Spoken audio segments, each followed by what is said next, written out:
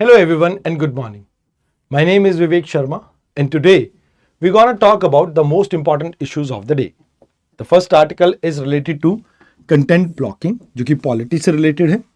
Then inflation trends in southern states जो कि economy से रिलेटेड है एंड जीपीएस स्नूफिंग जो कि साइंस एंड टेक से रिलेटेड है. इन तीनों आर्टिकल्स को हम समझते हैं. देखिए अभी रिसेंटली क्या हुआ है, ट्विटर एक कंपनी है जैसा आपको पता होगा. अब ये जो ट्विटर कंपनी है ये कर्नाटका हाई कोर्ट में पहुंची और इन्होंने कहा कि जो यूनियन गवर्नमेंट है और स्टेट गवर्नमेंट है ये जो कंटेंट ब्लॉक करने के ऑर्डर्स दे रही है अंडर दी सहयोग पोर्टल के अंडर, तो कहीं ना कहीं ये एक गलत बात है. क्योंकि जो सुप्रीम कोर्ट ने अपनी रूलिंग दी थी किस केस में, श्रेया सहगल केस में 2015 में, तो कहते हैं ये क्लियरली उसको वायलेट कर रही है. जहां पर आप ये मान के चलें कि जो कंटेंट इस सेक्शन 79 सब क्लॉज 3 सब क्लॉज बी के अंडर जो कंटेंट ब्लॉक की रिक्वेस्ट की जा रही है गवर्नमेंट के द्वारा, ये कहीं ना कहीं ड्यू प्रोसेस से बाहर है. तो यहां पे हमें समझना होगा सबसे पहले सहयोग पोर्टल क्या है एंड देन हम समझेंगे कि गवर्नमेंट किन किन कंडीशंस में यहां पर कंटेंट ब्लॉक करने के लिए कह रही है और एक्चुअल में क्या कंडीशंस थी जिसके अंदर गवर्नमेंट कंटेंट को ब्लॉक करने के लिए कह सकती है. तो देखिए सहयोग पोर्टल गवर्नमेंट ने डिजाइन किया था जहां पर मिनिस्ट्रीज, स्टेट गवर्नमेंट और पुलिस अथॉरिटीज को वो रिक्वेस्ट कर सकते हैं कंटेंट ब्लॉक करने के लिए किसी भी सोशल मीडिया प्लेटफॉर्म को. अब यहां पर मान लीजिए अगर इन केस ये जो सोशल मीडिया प्लेटफॉर्म है रिक्वेस्ट को फॉलो नहीं करते हैं तो ये लीगली लायबल बन जाते हैं. मतलब जैसे गवर्नमेंट ने कोई कंटेंट हटाने के लिए कहा और ये ना हटा पाए तो उस केस में इनके ऊपर भी कार्रवाई हो सकती है.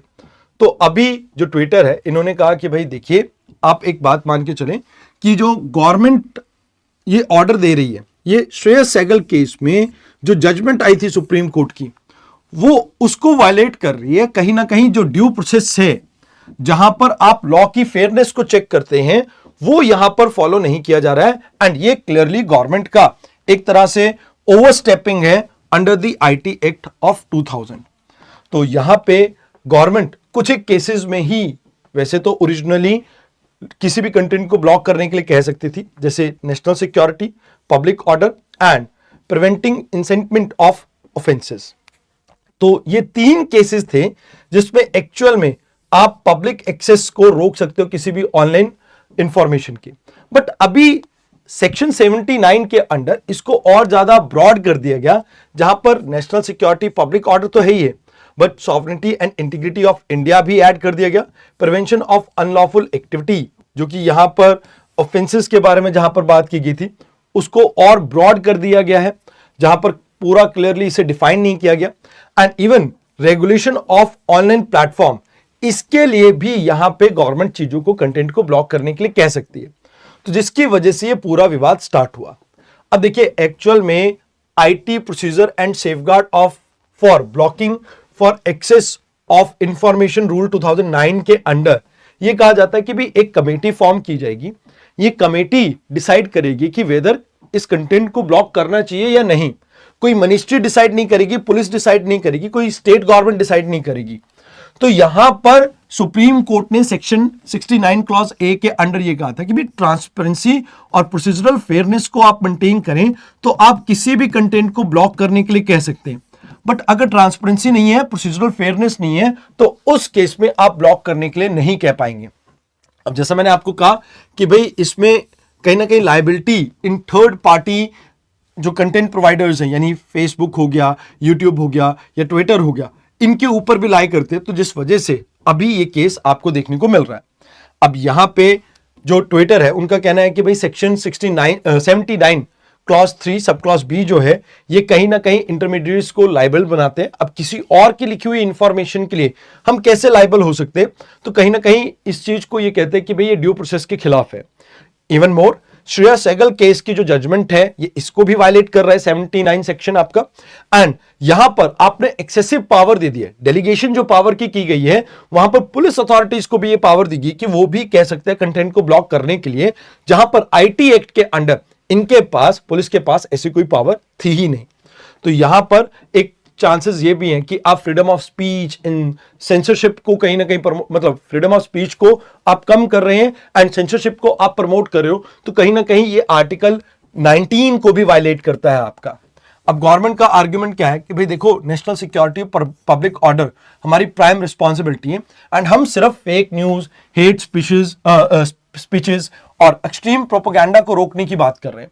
यहां पर हम इनको एक बकायदा टाइम देंगे, अगर ये टाइम पे कंप्लाई नहीं करते तभी हम जो ये थर्ड पार्टी एप्स हैं आपके, इनको रिस्पॉन्सिबल बना रहे हैं।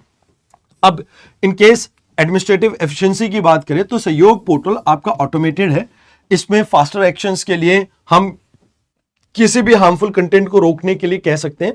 तो यहां पर इन्होंने ये कहा एंड कहते कि भी लीगल कंप्लायंस जरूरी है जो आईटी एक्ट के अंडर है एंड लाइक हम भी उसको फॉलो कर रहे हैं, इन जो एप्स है इनको भी इसको फॉलो करना होगा। अब वे फॉरवर्ड क्या हो सकता है? देखो, सबसे पहले तो ये है कि भाई गवर्नमेंट कोशिश करे कि सेक्शन 69 क्लॉज ए जो है गवर्नमेंट उसको फॉलो करे, मतलब लीगल सेफगार्ड प्रोवाइड करे, कहीं ना कहीं जो श्रेया सहगल केस में सुप्रीम कोर्ट ने कहा था। अब दूसरी चीज, जुडिशियल ओवरसाइट बहुत जरूरी है, कहीं ना कहीं एक इंडिपेंडेंट रिव्यू मैकेनिज्म आप क्रिएट कीजिए जहां पे आप कोई भी आर्बिट्री कंटेंट को रिमूव करने के लिए ना कहें। मोर ओवर आप ट्रांसपेरेंसी को प्रमोट करें, जहां पर आप ये मान के चलो कि पीरियोडिक रिपोर्ट्स के थ्रू आप कहीं ना कहीं बताएं कि किस वजह से आपने किसी भी इंफॉर्मेशन को हटाने के लिए कहा। एंड मोर ओवर जो आपकी section 79 clause 3 sub clause B के ऊपर जो अभी तक पूरी क्लैरिटी नहीं है, आप उस क्लैरिटी को कहीं ना कहीं प्रमोट कीजिए, कहीं ना कहीं डिस्कशन कीजिए। और यहां पर भी जो सोशल मीडिया प्लेटफॉर्म्स है उन्हें कहा गया कि भाई गवर्नमेंट के साथ आप इंगेज कीजिए, आप कोशिश कीजिए कि भाई अपने आप से इंटरनली इन चीजों को आप रोकने की कोशिश कीजिए। गवर्नमेंट को कहने की जरूरत क्यों पड़े? हेट स्पीच है या कोई क्राइम से रिलेटेड मैटर चल रहा है तो उसको आप खुद से हैंडल कीजिए। मोर ओवर यहां पर जुडिशरी को कहीं ना कहीं जो स्कोप है सेक्शन 79 का, इसको चेक करना चाहिए, क्या ये freedom of speech and expression को वायलेट कर रहा है, एंड अगर कर रहा है तो हमें फंडामेंटल राइट्स को अपहोल्ड करने की जरूरत है। तो ये चीजें हैं जो आपको इस आर्टिकल में याद रखनी है। आइए अब बात करते हैं आज के सेकेंड आर्टिकल की। सेकेंड आर्टिकल में सबसे पहले आपको इन्फ्लेशन समझना होगा। इन्फ्लेशन का मतलब होता है general rise in price of any commodity over a period of time.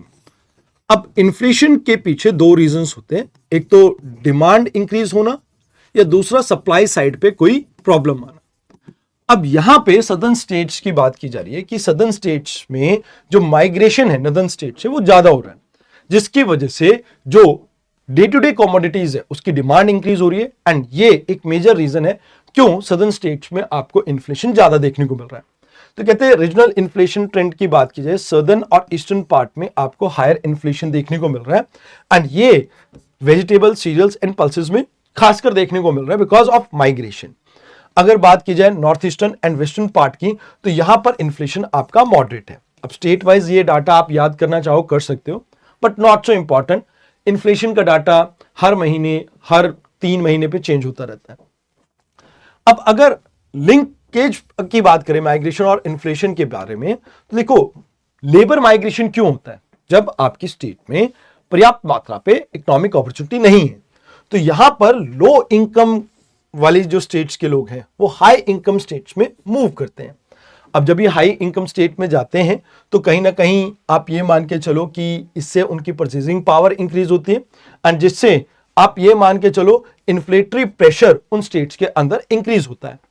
Other than that यहां पर एक बात ये भी है, सदर्न स्टेट्स में आपके पेट्रोल, लिकर और ऑटोमोबाइल्स प्रॉपर्टी रजिस्ट्रेशन पे टैक्सेस ज्यादा है, जिससे कॉस्ट पुश इन्फ्लेशन आपका बढ़ता है। यह भी एक कारण है जिसकी वजह से प्रॉब्लम आपको सदर्न स्टेट्स में देखने को मिल रही है।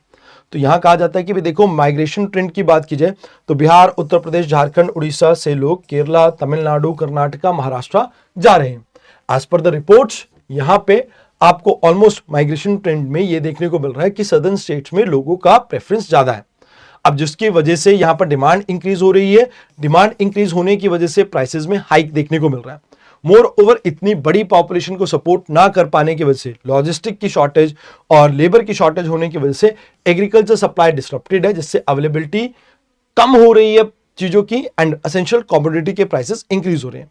मोर इन एडिशन टू दिस आपको ये याद रखना है कि फ्यूल, लिकर, रियल एस्टेट सब के ऊपर टैक्सेस ज्यादा है, तो जिसकी वजह से कॉस्ट पुश इन्फ्लेशन आपको देखने को मिल रहा है।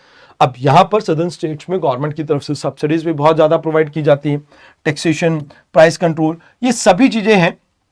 बट कहीं ना कहीं आप ये मान के चलो ये इन्फ्लेशन को और ज्यादा यहां पे बढ़ा रही हैं। बाकी ग्लोबल सप्लाई चेन की डिस्ट्रप्शन एक मेजर रीजन है कि क्यों सदर्न स्टेट्स में ये प्रॉब्लम आपको देखने को मिल रही है। अब इसके इंपैक्ट क्या होंगे, लोगों की परचेजिंग पावर घटेगी, परचेजिंग पावर घटेगी तो इससे रियल इनकम कम हो जाएगी। In addition to this cost of living, क्योंकि आज आप किसी चीज को खरीद रहे हैं 100 रुपए में, अब 150 रुपए में खरीदेंगे तो कॉस्ट ऑफ लिविंग आपकी इंक्रीज हो जाएगी। एंड यहां पर इंटरेस्ट रेट इंक्रीज हो सकता है बिकॉज आरबीआई जो है कहीं ना कहीं रेट कट्स में डिले करेगा, जिससे लोन अफोर्डेबिलिटी कम हो जाएगी। अगर देखा जाए तो इकोनॉमिक डिस्पैरिटी, हायर इन्फ्लेशन जो है जिन स्टेट्स में, कहीं ना कहीं वहां पर स्लो इकोनॉमिक ग्रोथ देखने को मिलेगा एंड इससे वहां पर फाइनेंशियल स्ट्रेस आपका इंक्रीज होगा। इन एडिशन टू दिस यहां पर माइग्रेंट्स के ऊपर बर्डन इंक्रीज होता है, फूड इनसिक्योरिटी प्रमोट होती है एंड अर्बन रूरल डिवाइड आपका इंक्रीज हो जाता है। अब यहां पे क्या चीज हम कर सकते हैं, तो देखिए मॉनेटरी पॉलिसी है जहां पर आप इंटरेस्ट रेट को रिड्यूस कर सकते हैं। अब इसके साथ साथ आप लिक्विडिटी कंट्रोल के ऊपर फोकस कीजिए, एक्सेसिव डिमांड ना क्रिएट हो, इसके लिए मनी सप्लाई को आपको चेक करना पड़ेगा एंड कोशिश कीजिए कि आपकी मॉनेटरी पॉलिसी इस चीज से अलाइन करे कि जो इन्फ्लेशन है उसे हम 4% ±2% के बीच की रेंज में ही रखें। अब इसके लिए चाहे आपको ओपन मार्केट ऑपरेशन करने हो या कुछ भी आपको करना हो, like whatsoever monetary policy you want to follow, you can follow. Then यहां पर फिस्कल पॉलिसी की बात की जाए तो स्टेट्स को टैक्स के कहीं ना कहीं रैशनलाइज करने की जरूरत है। फ्यूल, लिकर और प्रॉपर्टी टैक्स को थोड़ा सा स्लाइटली लोअर करेंगे तो कॉस्ट पुश इन्फ्लेशन को आप कम कर पाएंगे। आप सब्सिडीज को टारगेटेड कर दीजिए, सिर्फ वल्नरेबल ग्रुप के ऊपर ज्यादा फोकस कीजिए। आप इंप्रूव कीजिए एग्रीकल्चर की productivity and storage and logistic को आप इंप्रूव कीजिए ताकि पोस्ट हार्वेस्ट लॉसेस को आप कम कर सकें।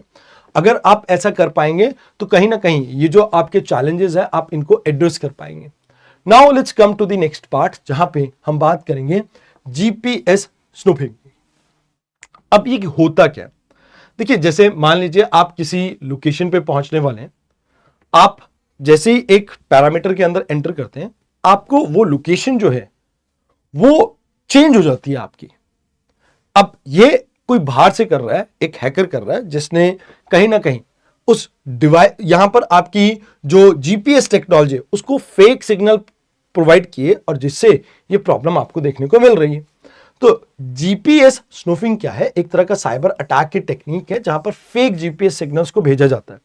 अब ये जीपीएस जैमिंग से अलग है, जैमिंग में तो सिग्नल ही नहीं आ रहे, यहां पर सिग्नल आ रहे हैं बट कहीं ना कहीं गलत जगह से आ रहे हैं।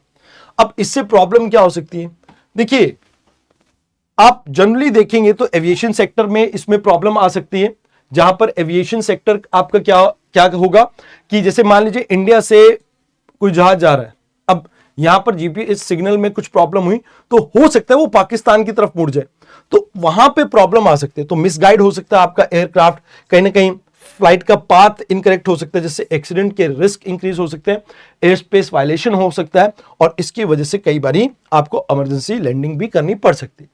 इन addition to this military and national security threats की बात की जाए, जैसे हम ड्रोन्स को यूज करते हैं, फाइटर जेट्स को यूज करते हैं, तो यहां पर उनके लिए भी एक प्रॉब्लम इंक्रीज हो जाएगी क्योंकि एक्यूरेसी नहीं होगी जीपीएस लोकेशन में, तो वो बॉर्डर को क्रॉस कर सकते हैं जिससे कहीं ना कहीं उनके ऊपर थ्रेट के चांसेस इंक्रीज हो जाते हैं और कई बार पेट्रोलिंग ट्रुप्स जो होते हैं वो मिसलीड हो सकते हैं, तो कहीं ना कहीं प्रॉब्लम्स आपकी इंक्रीज हो जाएगी। अब मरीन टाइम एंड शिपिंग की बात की जाए तो कहीं ना कहीं वो अपने कोर्स से डेविएट हो सकते हैं एंड इससे पायरेसी और स्मगलिंग के रिस्क आपके इंक्रीज हो जाते हैं। खासकर अगर कार्गो शिप की बात की जाए या किसी अनऑथराइज जोन में ये चले गए तो कहीं ना कहीं इनके लिए प्रॉब्लम इंक्रीज हो जाएगी। अब यहां पे अगर फाइनेंशियल एंड कमर्शियल इंप्लीकेशन की बात की जाए तो कहीं ना कहीं इसकी वजह से ट्रांजैक्शन के अंदर भी एरर आ सकते हैं, कहीं ना कहीं आपकी सर्विसेज भी डिले हो सकती है, जैसे रेलवे ऑपरेशंस के ऊपर आपका असर पड़ सकता है। तो ये सब चीजें हैं जो यहां पर आपको देखनी चाहिए। तो इन आर्टिकल्स में आपको इतना ही डिस्कस करना था।